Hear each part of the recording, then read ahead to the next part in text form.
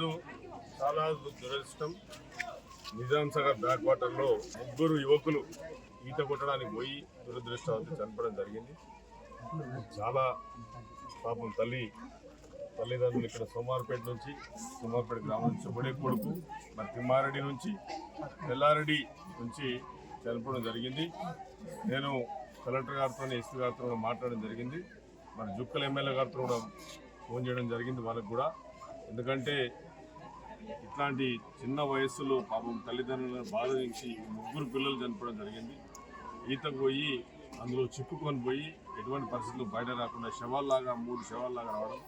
ఇవాళ సోమార్పేట కానీ తిమ్మారెడ్డి కానీ పిల్లారెడ్డి కానీ విషాద ఛాయలు ఉంటుంది. మండలం మొత్తం కాలుష్యించి పొద్దున ఈ దురదృష్టమైన వార్త నాకు తెలవగానే ఇమీడియట్గా అన్ని ప్రోగ్రాంలు క్యాన్సిల్ చేసుకొని నేను రావడం జరిగింది. ఇది ఫ్యూచర్లో కూడా మంచి యువకులకు కూడా ఎటువంటి జరగకూడదని చెప్పి నేను కలెక్టర్ గారు కూడా చెప్పడం జరిగింది.